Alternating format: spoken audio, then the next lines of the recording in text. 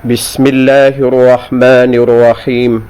Alhamdulillahi rabbil alamin.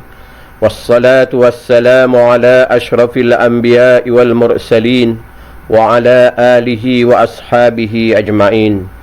Allahumma zidna ilman wa imanan wa taslima.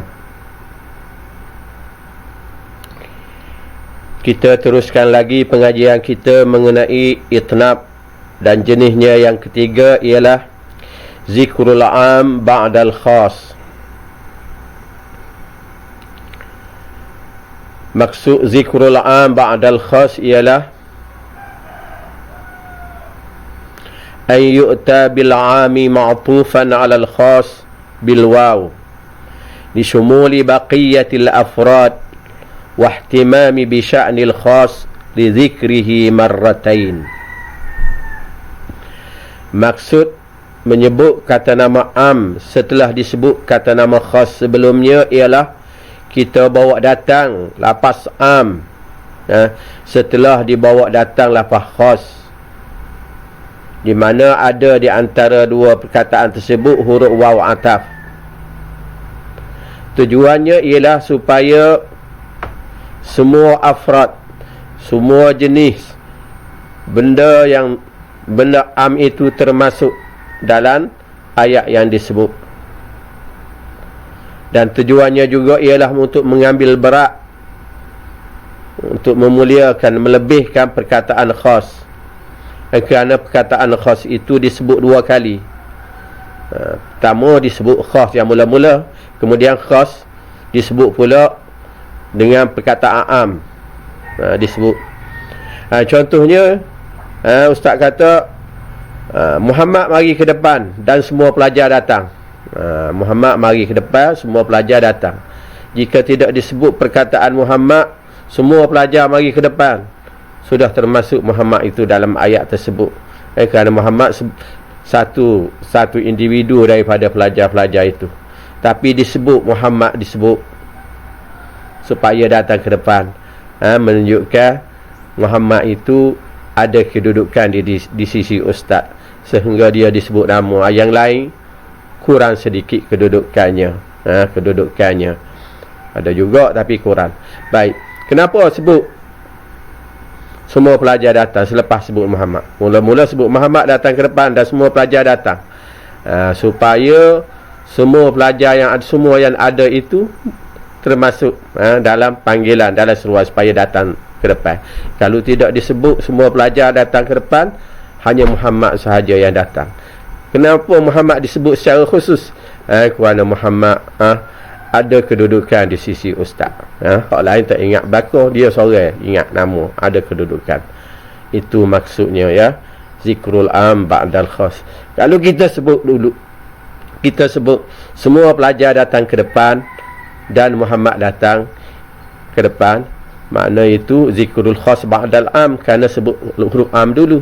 Semua pelajar mari sini dan Muhammad mari. Zikrul khas ba'dal am, sebagaimana yang telah kita pelajar di sebelum ini. Baik, apa tujuan zikrul khas ba'dal am ini?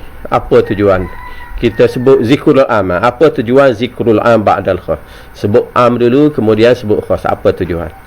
Tujuan ialah gharadu zikril am ba'dal khas wa shumulu baqiyatil afrad, supaya semua individu ataupun semua yang ada kaitan termasuk belaka, bukan tanpa pengecualian. Semua yang ada kaitan dengan lafaz am itu termasuk kesemuanya.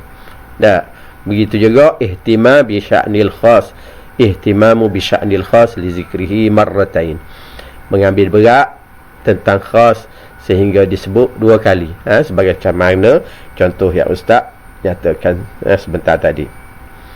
Itu tujuan dia. Ingat dia, gharadul zikril am ba'dal khas. Baik, kita lihat contoh satu persatu ataupun tambah lagi contoh supaya kita lebih memahaminya. Contoh dia, misal zikrul am ba'dal khas, yang ada dalam buku teks ustaz bawa ke sini. seperti firman Allah Subhanahu wa taala, a'udzubillahi minasyaitonir rajim, rabbighfir li wa liwalidayya wa liman dakhala baitiya mu'mina walil mu'minina wal mu'minat wa la tazidiz zalimina illa tabara. Firman Allah Subhanahu wa taala, Allah cerita dalam Al-Quran doa Nabi Nuh alaihi salam.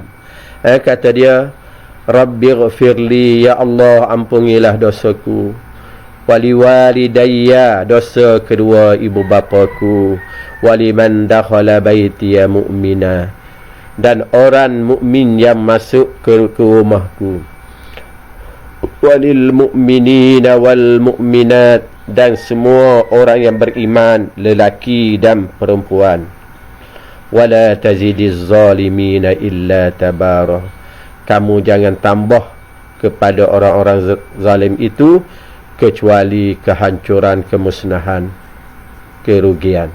Nak tambah boleh, tambah rugi. Orang zalim ni tambah kau sari, kau rugi, kau hancur, kau musnah, bukan bertambah kau baik. Syahid kita di sini ialah lil mu'minina wal mu'minat. Mukmin ini semua orang beriman, lelaki dan perempuan. Lafaz am. Sebelumnya telah disebut lafaz khas. Apa dia lafaz khas? Rabbi ighfirli, ampunilah saya. Li, saya. Saya tu lafaz khas. Wali walidayya, kedua ibu bapa saya, lafaz khas. Waliman dakhala baitiya, waliman dakhala baitiya mu'minah, dan semua orang yang masuk rumah saya dalam keadaan beriman. Ini lafaz khas juga. Kemudian diikuti dengan lafaz am, iaitu dan semua orang mukmin yang lelaki dan perempuan. Bawa mari lafaz am di sini kenapa? Li shumulil baqiyatil afrad, supaya semua afradnya termasuk dalam golongan yang diminta ampun. Semua benda yang ada kaitan dimasuk dalam kumpulan yang diminta ampun oleh Nabi Nuh alaihi salam. Kalau dia bertiskat liman dakhala baitiya mu'minan, dan ampun kepada orang yang mukmin hak masuk dalam rumah aku saja, maka kita ni tak termasuk dalam Nabi Nuh alaihi salam. Orang hak bertemu dengan Nabi Nuh sahajalah, orang yang naik kapal dia sajalah, orang yang pergi rumah dia sajalah yang diminta doanya oleh Nabi Nuh alaihi salam.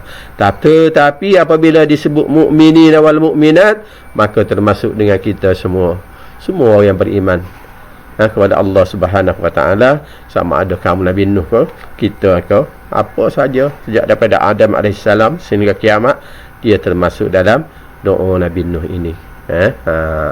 Itu disyumuli baqiyatil afrad. Mana zikrul am ba'da khas ini? Mana lafaz am sini? Mukminin wal mukminat, lafaz khas sebelumnya. Wala tazidiz zalimina illa tabara, dan doanya lagi, ya Allah kamu jangan tambah kepada orang zalim itu melainkan kerugian, kemusnahan dan kesengsaraan hidupnya. Kemudian contoh yang lain seperti firman Allah, in tatuba ilallah faqad sarat qulubakuma wa in tazahara alaihi fa innallaha huwa maulah wa jibril wa salihul mu'minina wal malaikatu ba'da dhalika zahira. Hendaklah kamu berdoa, sekiranya kamu berdua bertaubat kepada Allah Subhanahu wa taala, itulah yang sepatutnya kamu lakukan. Faqad sarat qulubukuma, sesungguhnya hati kamu telah menyeleweng daripada kebenaran. Wa in tazahara, sekiranya kamu berdua tolong menolong untuk menyakiti Rasulullah sallallahu alaihi wasallam, fa innallaha huwa maulah, sesungguhnya Allah Subhanahu wa taala penolong Nabi Muhammad sallallahu alaihi wasallam. Wa jibrilu, dan begitu juga Jibril menolong Nabi Muhammad sallallahu alaihi wasallam. Wa salihul mu'minin, dan orang-orang soleh dari kalangan orang yang beriman juga menolong Nabi Muhammad. wal malaikatu ba'da dzalika zahir, dan para malaikat, semua malaikat, selepas mereka itu semua pakat tolong Nabi Muhammad sallallahu alaihi wasallam. Ayat ini menceritakan tentang bagaimana Rasulullah sallallahu alaihi wasallam bersumpah tidak mahu minum madu. Ayat sebelumnya begini ya. Allah kitab kepada Rasulullah sallallahu alaihi wasallam. Allah mana beri teguran kepada Rasulullah sallallahu alaihi wasallam kerana Rasulullah sallallahu alaihi wasallam bersumpah tidak mahu minum madu. Kata Nabi dalam surah Tahrim, ayat ini dalam surah Ad sebelum ini dalam surah Tahrim, ya ayyuhan nabiyyu lima tuharrimu ma ahallallahu lak tabtaghi mardata azwajik wallahu ghafurur rahim. Wahai Nabi, kenapa kamu bersumpah tidak mahu minum madu semata-mata untuk mencari keredaan isteri kamu? Satu hari Rasulullah sallallahu alaihi wasallam dia masuk ke rumah Zainab bin Jahshi ini isterinya, dan dia minum madu di situ. Dia minum madu di rumah Zainab bin Jahshi. Perkara ini dilihat oleh isterinya Hafsah dan Siti Aisyah radhiyallahu anha. Jadi kata Aisyah, apabila Rasulullah mari kat kita ni, sama ada mari kepada kamu ataupun mari kepada aku, kita bagi tahu, kita tanya dia, adakah kamu minum maghafir? Minum maghafir sebab saya berbang musuh mulut kamu ni. Maghafir ni sejenis minuman yang diminum oleh orang Arab. Rasa dia manis tapi bau dia tidak menyenangkan. Berbang lah pas minum tu. Jadi selepas itu Rasulullah pergi, dia pakat dengan Hafsah. Rasulullah pergi bertemu dengan Hafsah, isteri Hafsah, anak pada Sayyidina Umar. Apabila pergi bertemu Hafsah kata, Rasulullah minum maghafir kah? Rasulullah ada minum maghafir kah? Sebab saya ada bau mulut Rasulullah ni, bau tak sedap mulut Rasulullah ni. Rasulullah kata, aku tak minum maghafir. Aku minum madu di rumah Zainab bin Jahsh. Tapi macam mana ni bau busuk ni ya Rasulullah? Bau busuk ni, bau tak sedap mulut ni. Kalau begitu Rasulullah kata, aku bertaubat, aku bersumpah, aku bersumpah tak akan minum madu lagi. Dan kamu jangan beritahu pada sesiapa. Ini di antara aku dan kamu. Aku tak akan minum madu lagi. Rasulullah bersumpah begitu. Tapi Allah Subhanahu wa taala kitab tegur Rasulullah sallallahu alaihi wasallam dengan ayat, wahai Nabi, kenapa kamu haramkan apa yang Allah halal? Kenapa kamu mengharamkan diri kamu makan benda yang Allah halalkan untuk kamu, yakni minum madu, semata-mata nak cari kesukaan isteri kamu? Qad faradallahu lakum tahillata aymanikum wallahu maulakum wa huwal alimul hakim. Allah Subhanahu wa taala telah fardukan, tetapkan ke atas kamu cara nak batal sumpah kamu, nak batal sumpah kamu dengan bayar kafarah sumpah.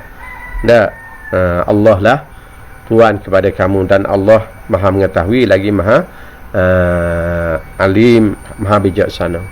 Rasulullah apabila dia bersumpah dan dia tengok benda yang disumpah itu buat apabila bersumpah untuk tidak melakukan perkara, dan dia dah dapati apabila melakukan perkara tersebut itu lebih baik, maka dia tinggal sumpah itu dan bayar kafarah. Begitulah diminta kita kepada orang yang beriman.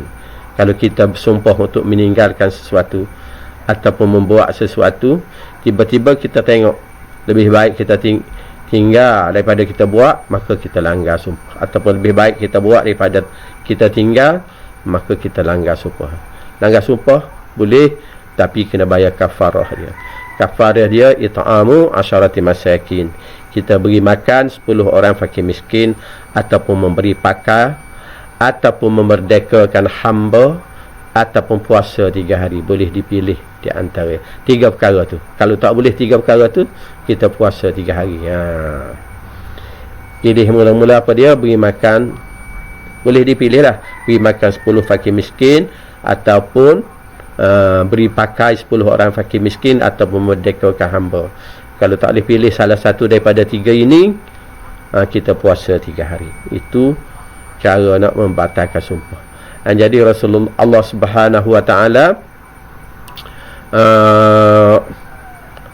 tegur Rasulullah Sallallahu Alaihi Wasallam kerana tidak bersumpah untuk tidak mahu minum madu, dan dia bagi tahu cara untuk membatalkan sumpah tersebut.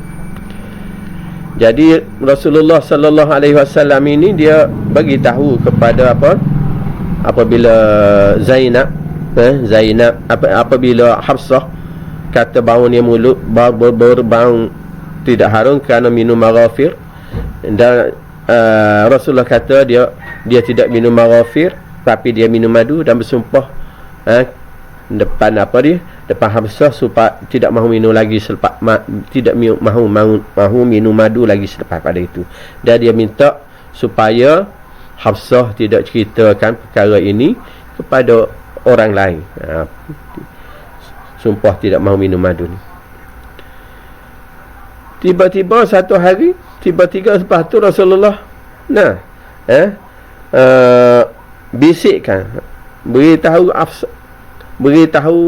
kepada Hafsah, kenapa kamu dedahkan perkara ini kepada orang lain? Aku dah bagi tahu dah supaya jangan dedahkan perkara ini kepada orang lain. Jadi Hafsah ni hanya cerita benda ini kepada kita perkara rahsia ini kepada madu dia Aisyah radhiyallahu anha. Walaupun Rasulullah larang supaya jangan beritahu kepada sesiapa. Hafsah beritahu juga kepada Aisyah. Dan perkara ini Rasulullah tahu. Aisyah ni Hafsah beritahu kepada Aisyah radhiyallahu anha. Ya Rasulullah tanya, kenapa kamu bagi tahu rahsia yang aku beritahu kepada kamu supaya jangan beritahu kepada seseorang pun. Jadi Hafsah pun tanyalah,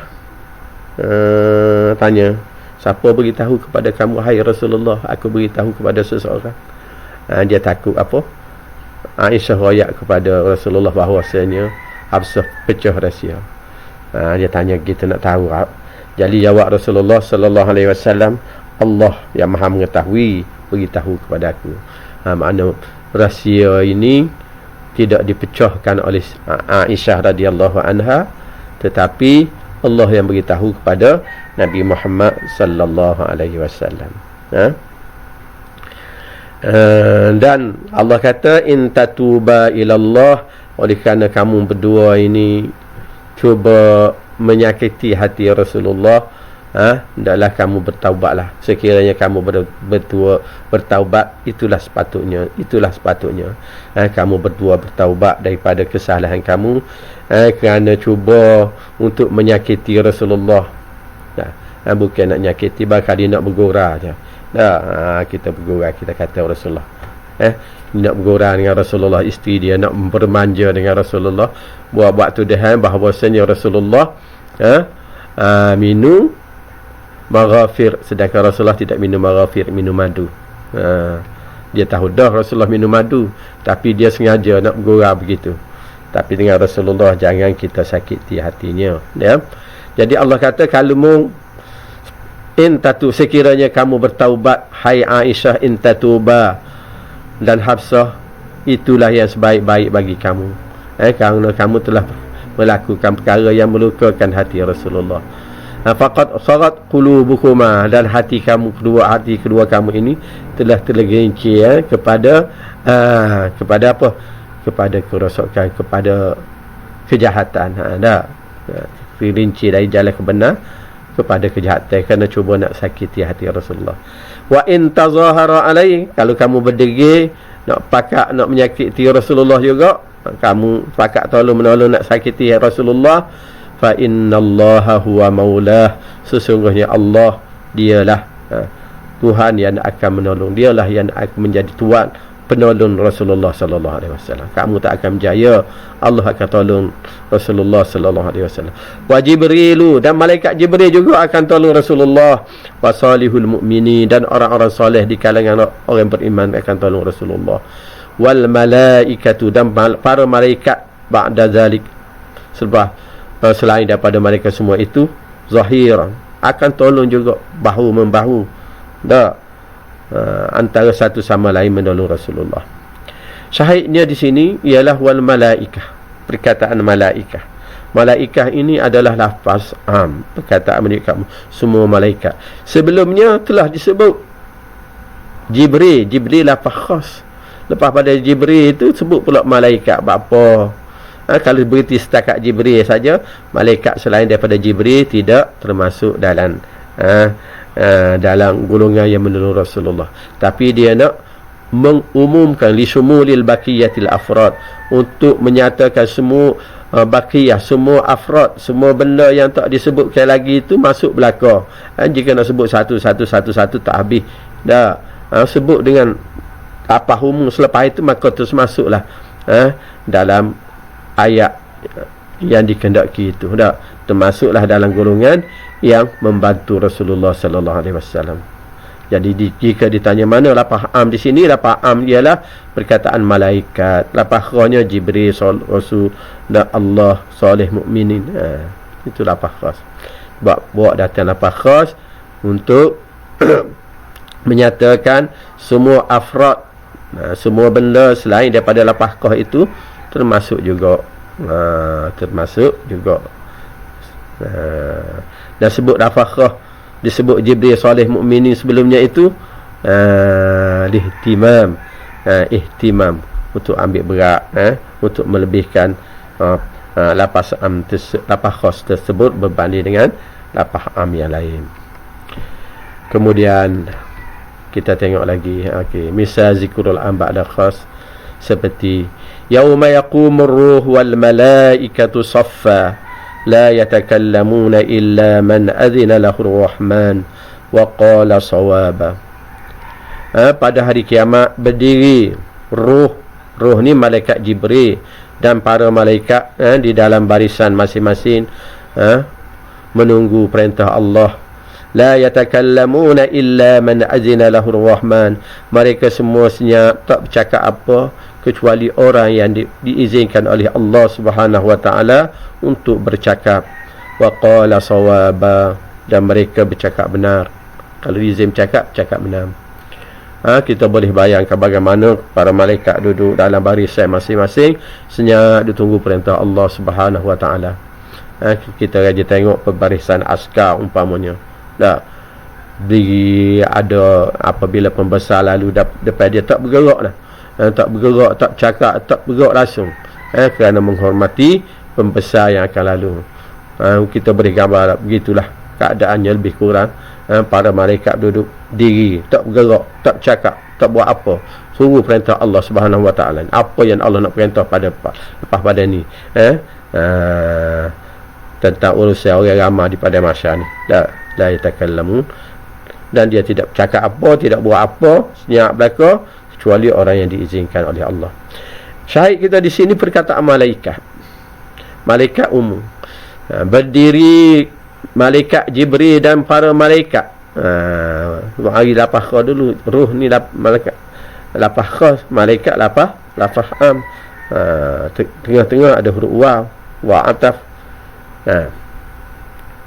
Apa awak mari malaikat, semua malaikat li apa, li syumuri baqiyatil afrad, bagi menunjuk, bagi memasukkan semua lagi jenis-jenis malaikat yang tidak disebut. Baqiyah ni yang tak disebut. Kalau sebut setakat yaqumur ruh saja, berdiri malaikat Jibril saja, tidak disebut malaikat, maka malaikat Jibril saja lain duduk tempat perhimpunan itu. Malaikat-malaikat lain tidak disebut, tidak termasuk. Tapi bawa mari pula wal malaikah, dan semua malaikat. bagi menunjukkan sumul meliputi kesemua malaikat. Jibril pun malaikat dan malaikat-malaikat lain pun termasuk juga. Dan disebut Jibril secara khusus di sini. Kenapa? Ihtimam bi sya'nil Jibril. Ambil berat dengan keadaan Jibril, kerana Jibril adalah malaikat yang terbaik berbanding dengan malaikat-malaikat yang lain. Dan Jibril, kalau tak sebut Jibril, ya qaum yauma yaqumul malaikah saja boleh juga tak sebut Jibril. Sebab dia telah termasuk dalam kumpulan malaikat, termasuk juga kalau tak sebut pun. Kalau sebut secara khusus sekali, secara am sekali dalam kumpulan malaikat itu. Contohnya sebut di sini untuk menunjukkan lebihnya Jibril berbanding dengan malaikat yang lain. Begitu. Kalau kita letak Jibril dulu, kemudian roh kemudian yauma yaqumul malaikatu warruh, betul juga begitu di sudut ayat. Tapi Quran dia sebut roh dulu, bukan malaikat. Dia sudut susunan ayat betul juga, dia akan jadi zikrul khas ba'dal am. Kalau sebut nama am dulu kemudian khas, maknanya kita sebut nama khas selepas pada nama am. Kalau sebut nama am selepas nama khas, zikrul am ba'dal khas. Dia lebih kurang saja dengan zikrul am ba'dal khas, zikrul khas ba'dal am. Sebab itu ada setengah kitab balaghah dia hanya buat tajuk zikrul khas ba'dal am saja, tidak dibawa tajuk zikrul am ba'dal khas, sebab tujuannya lebih kurang sama balik kedudukan ayat saja. Jadi sekadar inilah untuk pertemuan kita pada kali ini. Ustaz doakan semoga ia je bermanfaat untuk kita semua. Wallahu a'lam. Wa sallallahu ala sayyidina Muhammadin nabiyil ummi wa ala alihi wa sahbihi wa sallam. Walhamdulillahi rabbil alamin.